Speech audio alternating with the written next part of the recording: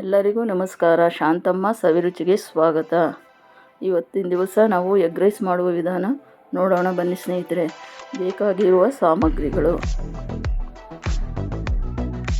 ಒಂದು ಬಾಣಲೆಯಲ್ಲಿ 4 ಸ್ಪೂನ್ ಎಣ್ಣೆ ಹಾಕಿ 2 ಈರುಳ್ಳಿ ಕಟ್ ಮಾಡಿ ಇಟ್ಕೊಂಡಿದ್ದೀನಿ. ಹಸಿಮೆಣಸಿನ್ಕಾಯಿ 4 ಕಟ್ ಮಾಡಿ ಇಟ್ಕೊಂಡಿದ್ದೀನಿ. ಅದು 2 ಒಟ್ಟಿಗೆ ಹಾಕ್ತಾಯಿದ್ದೀನಿ ಸ್ನೇಹಿತರೆ. ಚೆನ್ನಾಗಿ ಬಾಡಿಸ್ಕೋಬೇಕು. ಅದು ಎಣ್ಣೆಯಲ್ಲಿ ಚೆನ್ನಾಗಿ ಬಾಡಿಸ್ಕೋಬೇಕು ಸ್ನೇಹಿತರೆ. ಸ್ವಲ್ಪ ಮೆತ್ತವಾಗಬೇಕು. ಆಮೇಲೆ ಶುಂಠಿ ಬೆಳ್ಳುಳ್ಳಿ ಪೇಸ್ಟ್ ಹಾಕಬೇಕು. ಅದನ್ನು ಸ್ವಲ್ಪ ಫ್ರೈ ಮಾಡ್ಕೋಬೇಕು. ಚೆನ್ನಾಗಿ ಹುರ್ಕೋಬೇಕು ಸ್ನೇಹಿತರೆ. ವಾಂಗಿಬಾತ್ ಪೌಡ್ರು 2 ಸ್ಪೂನ್ ಹಾಕ್ತಾಯಿದ್ದೀನಿ ಸ್ನೇಹಿತರೆ. ನೀವು ಬೇಕಾದರೆ ಸ್ಪೂನಲ್ಲಿ ಅಳತೆ ಮಾಡಿ ಹಾಕ್ಕೊಳ್ಳಿ. ನಾನು ಹಾಗೆ ಹಾಕ್ತಾಯಿದ್ದೀನಿ.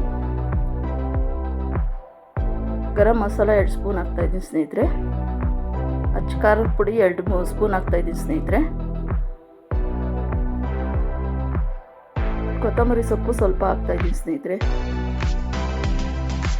ಚೆನ್ನಾಗಿ ಹುರ್ಕೋಬೇಕು ಸ್ನೇಹಿತರೆ. ಅದನ್ನು ಚೆನ್ನಾಗಿ ಹುರ್ಕೋಬೇಕು. ಹಾಗೆ ಹುರ್ಕೊಂತ ಚೆನ್ನಾಗಿ ಫ್ರೈ ಮಾಡ್ಕೋಬೇಕು. ರುಚಿಗೆ ತಕ್ಕಷ್ಟು ಉಪ್ಪು 2 ಸ್ಪೂನ್ ಹಾಕಿದ್ದೀನಿ ಸ್ನೇಹಿತರೆ. ಚೆನ್ನಾಗಿ ಕಲಿಸ್ಕೋಬೇಕು. ಮೊಟ್ಟೆ 5 ತೊಗೊಂಡಿದ್ದೀನಿ. ಅದನ್ನು ಹಾಕ್ತಾಯಿದ್ದೀನಿ ಸ್ನೇಹಿತರೆ. ಅದನ್ನು ಸ್ವಲ್ಪ ಹುರ್ಕೋಬೇಕು ಚೆನ್ನಾಗಿ. ತೀರಾ ಗಟ್ಟಿ ಆಗಬಾರ್ದು ಸ್ನೇಹಿತರೆ, ಹಾಗೆ ಇರಬೇಕು. ಸ್ವಲ್ಪ ಗಟ್ಟಿನೂ ಆಗಬಾರ್ದು, ತೆಳುವೂ ಆಗಬಾರ್ದು.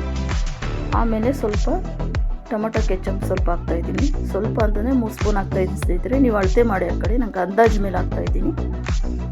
ಅನ್ನ ಹಾಕಿ ಕಲಿಸ್ಕೊತಾ ಇದ್ದೀನಿ. ಕಲಿಸ್ಕೊಂಡು